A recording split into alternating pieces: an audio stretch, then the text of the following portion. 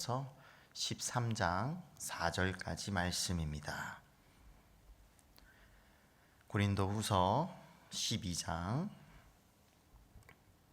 11절에서 13장 4절까지의 말씀입니다. 내가 어리석은 자가 되었으나 너희가 억지로 시킨 것이니 나는 너희에게 칭찬을 받아야 마땅하도다. 내가 아무것도 아니나 지극히 크다는 사도들보다 조금도 부족하지 아니하니라.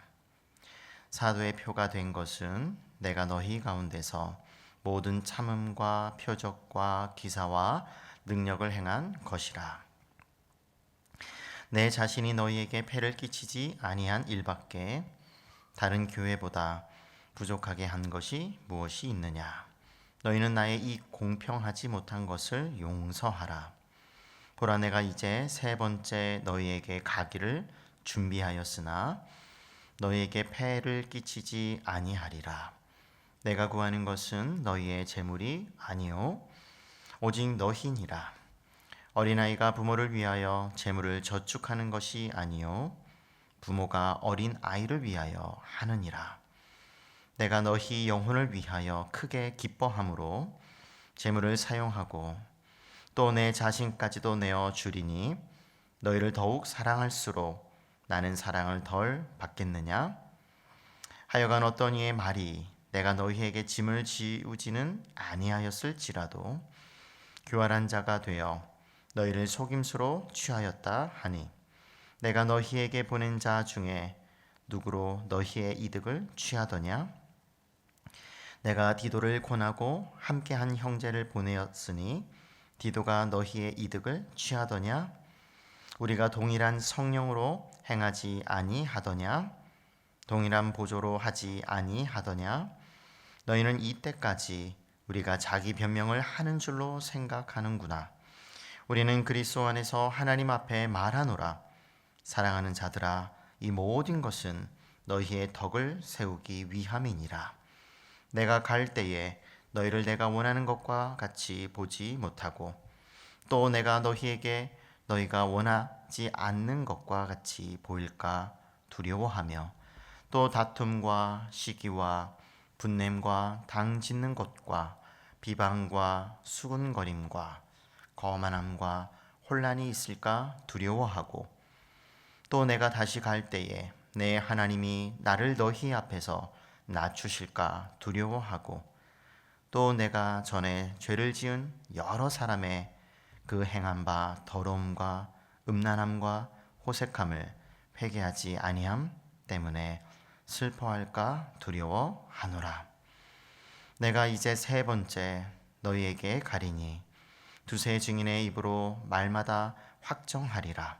내가 이미 말하였거니와 지금 떠나 있으나 두 번째 대면하였을 때와 같이 전에 죄 지은 자들과 그 남은 모든 사람에게 미리 말하노니 내가 다시 가면 용서하지 아니하리라. 이는 그리스도께서 내 안에서 말씀하시는 증거를 너희가 구함이니 그는 너희에게 대하여 약하지 않고 도리어 너희 안에서 강하시니라. 그리스도께서 약하심으로 십자가에 못 박히셨으나 하나님의 능력으로 살아계시니 우리도 그 안에서 약하나 너희에게 대하여 하나님의 능력으로 그와 함께 살리라. 아멘. 우리가 하나님의 일을 하면서 또 세상에서 일을 하면서 힘이 빠지는 것을 경험할 때가 있습니다. 정당하게 섬기는데 부정적인 반응들이 우리에게 다가올 때이지요. 그럴 때 누구나 힘이 드는 것은 사실입니다. 사도 바울이 그 대표적인 모습을 우리에게 보여주고 있는데요. 마지막 사도로 부르심을 받고 또 이방인의 그릇으로서 또 이방인을 향해서 열심으로 또 세계를 다니며 또 주님의 열심으로 봉사하였습니다. 하지만 모든 이가 그를 환영한 것은 아니었죠. 그의 사도권을 인정하지 않는 자들이 늘 있었습니다. 특히 고린도 교회에는 거짓 사도와 같은 비방 세력들이 있었는데 그가 아무리 순수한 동기를 가지고 또 섬기고 또 다가가고 대하는 어떤 그런 모습을 취할지라도 부정적으로 그것을 해석하고 그를 또 비난할 뿐만 아니라 공격하는 모습을 보였죠. 오늘 말씀도 사도권을 변호하는 것으로 시작하고 있습니다. 11절을 우리 다시 한번 읽어볼까요? 시작. 나는 너희에게 칭찬을 받아야 마땅하도다. 내가 아무것도 아니나 지극히 크다는 사도들보다 조금도 부족하지 아니하니라. 그렇다면 바울의 그 사도됨의 그런 표시, 사인이 있다고 한다면 그것이 무엇일까요? 12절에 보니까 분명하게 모든 참음과 표적과 기사와 능력을 행한 것이다. 가만히 보게 되면 표적, 기사, 능력, 이것은 이제 사도들이 주님께 받은 그와 같은 권세이지요. 로마서 15장 18절과 19절의 말씀도 보게 되면 이 말씀이 나타나고 있습니다. 18절부터 보게 되면 그 일은 그러니까 이방인들을 순종하게 하시는 그 일은 말과 행위로 또 표적과 기사의 능력으로 성령의 능력으로 이루어졌으며 라고 하는 것이죠.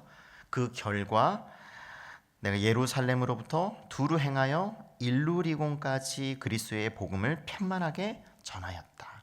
그러니까 그가 모든 그 전도 여정 또 복음의 여정 가운데 항상 이와 같은 표적과 기사와 또 능력 또 성령의 어떤 그런 능력으로 이루어졌음을 우리에게 증거해 주고 있는 것이죠.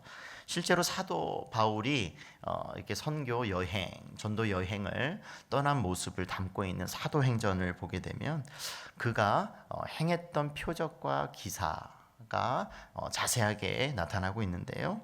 먼저 14장에 보게 되면 이제 루스드라에서 이제 그 앉은뱅이라고 하는데요. 발을 쓰지 못하는 사람이 있는데 일어나 걸어라 하니까 걷게 되는 역사가 일어났던 것이죠. 또 보게 되면 16장에 보게 되면 귀신 들린 여종을 고친 기적을 사도 바울이 행하게 됩니다. 또 20장에 보게 되면 심지어 죽은 유두고를 살리는 기적을 행하게 되죠. 죽은 자도 살린다. 실제로 어떤 다른 기적은 다 두고 볼지라도 죽은 사람을 살리는 기적? 와, 이거는 예수님 생사 여탈권을 가지고 계시는 그 하나님만 하실 수 있는, 주님만 하실 수 있는 그와 같은 기적인데 그것을 사도 바울이 행했던 것이죠. 더 나아가서 또 사도행전 28장도 보게 되면 이제 멜리데 섬에서 또 치유의 그런 기적을 베푸는 것을 볼 수가 있습니다. 그러니까 귀신을 쫓아내고 병을 고치고 죽은 자를 살리는 이와 같은 일들, 복음서에서 예수님께서 우리들에게 보여주셨던 그와 같은 권세 있는 기적이요 또 표적이었거든요. 그러니까 이 사도 바울이 그 주님께서 보여주시는 그와 같은 표적과 기사와 능력을 보여준다.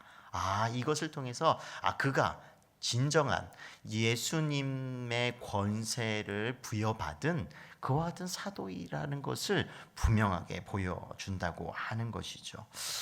그래서 이와 같은 또 능력뿐만 아니라 참 예수님께서 그러하셨던 것처럼 이 기적 이 앞에 보게 되면 모든 참음으로 행했다라고 하는 거죠. 항상 사도 바울이 행할 때 이거는 이제 사도 바울뿐만 아니라 모든 주님의 자녀들이 주님의 일을 할 때 또 가져야 하는 하나의 태도인데요. 참음, 인내라고 하는 것이죠. 그만큼 사도 바울의 그 사역은 순탄치만은 않았다는 것이죠. 그와 같은 표적과 기사가 아무리 많이 일어나도 모두가 그를 환영하는 것은 아니었다는 것이죠. 모든 그런 환난, 그런 수고, 그런 고통을 사도 바울이 복음을 전하면서 경험했던 것이죠. 그럴 때 그에게 가장 필요했던 신앙의 하나의 중요한 태도가 바로 참음, 인내였다고 하는 것이죠. 이처럼 사도로서 조금도 이제 부족하지 않다고 변호한 뒤에, 그렇다면 사도 바울은 그러면 어떠한 자세를 가지고 그러한 사도권을 가지고 고린도 교회를 대했는지, 아무리 그 안에 비방 세력이 있다고 해서 그가 주저하지 않고 그렇다면 어떠한 태도로 대했는지 13절을 한번 보면, 내 자신이 너에게 폐를 끼치지 아니한 일발께. 또 14절에도 동일하죠. 보라, 내가 이제 세 번째 너희에게 가기를 준비하였으나 너희에게 폐를 끼치지 아니하리라. 두 번에 걸쳐서 폐를 끼치지 않겠다 라고 하는 그런 자세를 이렇게 보여주고 있는데, 그것을 희망한다는 것이죠. 여기서 폐를 끼친다라고 하는 것은 그런 재정적인 부담을 짓게 하지 않겠다. 그러니까 후원을 받아서 선교하는 것이 아니라, 지금 사도 바울은 특별한 목적이 있어서 자비랑 선교를 지금 하고 있는 것이거든요. 그래서 그 재정적인 문제를 가지고 사도 바울을 비방하는 세력들이 있었던 것이에요. 더 돈을 많이 걷기 위해서 지금 오려고 하는 것이고, 또 스스로 그렇게 자비랑 선교를 한다고 하면서 더 큰 이득을 취하기 위해서 움직이는 것이다. 그러니까 그가 하는 모든 것을 부정적으로 해석을 하게 되는 것이죠. 그래서 그로 인해서 이제 오해를 받게 되고, 또 그 오해를 풀려고 이렇게 두 번에 걸쳐서 나는 그런 물질보다는 진심으로 다른 데 원하는 것이 있는데 라고 하면서, 그 진정으로 재물과 어떤 그런 물질이 아니라 내가 구하는 것은 무엇이라고요? 말씀해 보니까 너희의 재물이 아니요 오직 너희니라 라고 하는 것이죠. 그러니까 사도 바울이 진심으로 원하는 것은 고린도 교회였습니다. 그 자체였던 것이죠. 그래서 오로지 사도 바울의 그 관심과 초점은 교회의 영적인 건강함에 있었다고 하는 것이죠. 우리 부모님들은 아마 다 아실 것이에요. 언제나 자녀들이 건강하게 자라는 것을 늘 목표로 기본적으로 두고 있는 것이죠. 그러니까 마치 사도 바울은 이와 같은 부모의 심정을 가지고 고린도 교회의 건강에 초점을 맞추고 있다고 하는 것이에요. 그런 자세를 가지고 지금 고린도 교회에게 편지를 쓰고 또 세 번째 방문하려고 그런 의도를 내비치었던 것이죠. 그렇다면 사도 바울이 그 고린도 교회를 얼마나 위했는가, 그것을 우리는 15절을 통해서 알 수가 있는데요. 같이 한번 읽어볼까요? 시작. 내가 너희 영혼을 위하여 크게 기뻐함으로 재물을 사용하고 또 내 자신까지도 내어 주리니 너희를 더욱 사랑할수록 나는 사랑을 덜 받겠느냐. 여기서 보게 되면 정말 오히려 내가 받으려고 하는 것이 아니라 내 재물뿐만 아니라 내 자신까지도 내가 내어주겠다. 그만큼 너희를 사랑한다. 이건 주님께서 보여주시는 희생적인, 온전히 당신을 내어주시는 그와 같은 사랑을 지금 사도 바울도 품고 고린도 교회를 대하고 있다고 하는 것을 알 수가 있는 것이죠. 그만큼 지금 세 번째 바울이 고린도 교회를 방문하려고 하는 것이 재물 때문이 아니라고 하는 것을, 오히려 더 내어주려고 그들의 영적인 그런 건강함에 있다고 하는 것을 변호하고 있는 것이죠. 그러면 이처럼 사도 바울이 말하는 것이 스스로를 위해서가 아니라고 한다면, 그럼 어떤 목표를 가지고 있을까? 조금 더 19절에는 이와 같은 표현을 좀 다르게 표현해주고 있는 것을 볼 수가 있는데, 한번 우리 19절 한번 같이 읽어볼까요? 시작. 너희는 이때까지 우리가 자기 변명을 하는 줄로 생각하는구나. 우리는 그리스도 안에서 하나님 앞에 말하노라. 사랑하는 자들아, 이 모든 것은 너희의 무엇을요? 덕을 세우기 위함이니라. 그러니까 여기서 덕을 세운다는 말은 건설한다라는 말이죠. 뭐 빌딩을 짓는다, 또 교회를 세운다, 이렇게 쓰이는 어법입니다. 그래서 이와 같이 지금까지 계속해서 말해왔던 것은 다 무엇을 위해서라고요? 이와 같은 건설적인 목적으로 내가 방문하려고 하는 것이지, 너희를 파괴하고 무너뜨리고 너희를 기분 나쁘게 하려고 하는 것은 아니라고 하는 것이죠. 그래서 사도 바울의 어떤 그런 사역에 언제나 초점과 목표가 있다고 한다면 교회 세우기일 것입니다. 그래서 직분을 세우는 것도 교회 세우기의 한 모습이라고 에베소서 4장 11절에서 12절을 통해서 우리에게 보여주는데요. 그가 어떤 사람은 사도로, 어떤 사람은 선지자로, 어떤 사람은 복음 전하는 자로, 어떤 사람은 목사와 교사로 삼으셨으니 이는 성도를 온전하게 하여 봉사의 일을 하게 하며 그리스도의 몸을 세우려 하심이라. 여기서 덕을 세우는 것과 그리스도의 몸을 세운다는 것은 똑같은 표현입니다. 그러니까 덕을 세운다는 것은 예수님의 몸 된 교회 공동체를 세우는 일인 것이죠. 그래서 우리도 교회에서 봉사, 직분을 가지고 봉사한다는 것은 모두 교회를 위해 교회에 세우는 일환이어야 된다라고 하는 것이죠. 그래서 사도 바울은 이렇게 세우기에 목적이 있으니 교회가 무너지고 또 무너뜨리는 것을 두려워하고 있는 것을 볼 수가 있습니다. 그렇다면 교회를 이렇게 무너뜨리는 요인이 무엇일까? 사도 바울은 아주 잘 알고 있거든요. 20절에서 21절의 말씀을 보게 되면 교회를 무너뜨리는 정말 그런 영적인 파괴적인 요인들을 우리에게 여러 소개해주고 있는데요. 다툼과 시기와 분냄과 당짓는 것과 비방과 수군거림과 거만함과 혼란이라는 것이죠. 또 21절에도 보게 되면 죄를 짓는 것인데 그 더러움, 음란함, 호색함 이와 같은 것을 회개하지 않는 것. 그러니까 이와 같은 것이 있을까 두려워하고 있을 뿐만 아니라 또 그런 것이 있음에도 불구하고 계속해서 편지를 통해서 또 사람을 통해서 권면했음에도 불구하고 끝까지 회개하지 않은 것을 지금 그것이 있을까? 지금 걱정하고 있는 것, 또 슬퍼하고 있는 것이죠. 그래서 이와 같이 도덕적으로 개인적인 것뿐만 아니라 공동체적인 이런 죄들, 이것은 예나 지금이나 교회를 무너뜨리는 그런 요인들인 것이죠. 그래서 사도 바울은 이처럼 사랑하는 교회가 자신을 온전히 내어줄 만큼 그렇게 사랑하는 고린도 교회가 죄와 허물로 무너지는 것을 두려워하고 슬퍼하고 또 그것을 염려하고 있는 것이죠. 근데 이게 사도 바울의 마음에서 그치는 것이 아니라 우리가 잘 알고 있는 것처럼 사도 바울의 입을 통해서 또 그 마음과 자세를 통해서 드러나는 하나님의 마음이라고 하는 것이죠. 그래서 우리 안에 이러한 요인들이 있다는 것에 대해서 하나님은 슬퍼하고 걱정하고 염려하고 한다는 것이죠. 그래서 그것을 우리가 잘 안다고 한다면 우리 안에 우리를 무너뜨리는, 우리 교회 공동체를 무너뜨리는 그와 같은 영적인 파괴적인 요인들을 경계하고 우리는 하나씩 그것을 찾아서 물리쳐야 할 것입니다. 교회를 누구보다 생각하게 사도 바울은 13장 2절에서 이렇게 회개하지 않고 여전히 죄악 가운데 있는 이들을 어떻게 하지 않겠다고요? 용서하지 않겠다라고 하는 그런 단호한 모습을 우리에게 보여주고 있습니다. 우리가 말씀을 맺겠습니다.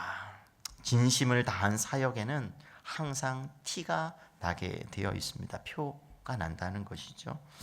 어쩌면 우리가 또 살아가는 것뿐만 아니라 또 신앙생활 한다는 것, 또 봉사자로, 또 직분자로 또 섬겨간다는 것은 문제가 없는 사역은 아닐 것입니다. 성경을 통해서 우리에게 증언해 주는 것이 문제없는 사역은 없다라고 하는 것이에요. 그래서 어떤 분이 이렇게 기록을 했습니다. 여러분이 어디를 가든지 여러분은 문제투성이의 사람들, 문제투성이의 상황들을 만나게 될 것입니다. 그러므로 그 사람들과 그 상황들을 기대하고 받아들이겠다고 마음 먹으셔서 하나님이 당신의 삶 가운데서 그들을 사용하시도록 하십시오. 사탄은 문제투성이의 사람들을 여러분을 무너뜨릴 무기로 이용하기를 원하겠지만 성령님은 여러분을 세우는 도구로서 그들을 사용하실 수 있습니다. 라고 하는 것이죠. 그러면서 선택은 여러분의 몫입니다.